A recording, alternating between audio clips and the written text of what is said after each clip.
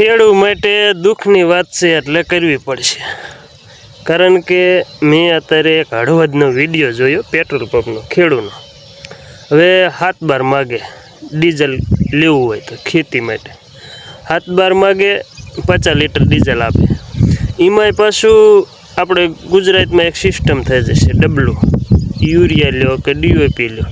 હવે ડીઝલમાં હોતી હવે એ ભાઈને આપણે ઓઇલનું ડબલું આપ્યું, બરાબર, એન્જિન ઓઇલ.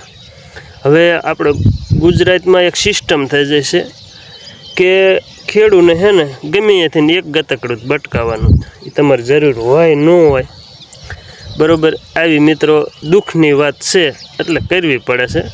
પણ હવે જાજી આપણે વાત આવી કરીને તોય નથી હાલતું, તોય કાં તમારે આઈડિયું બંધ થઈ જાય, ગમે એ થાય.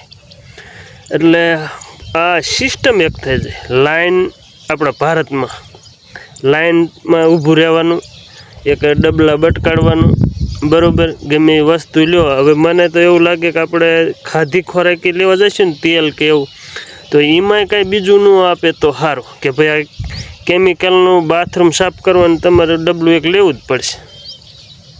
એટલે આવું છે મિત્રો, સમજ્યા. ભલે કાંઈક ઓલું કરો હાવ, પછી આપણા ભારતમાં ઓલી ગુજરાતમાં કહેવત છે ને કરું માય જ્યું, એવું હાવ ન હાલે. માય ક્યાંય ન જાય, પણ આમાં લૂંટાય પબ્લિક, અને જાજો તો ખેડૂ. આ દુઃખની વાત છે ખેડૂની. હાલો, જય માતાજી. બીજું શું.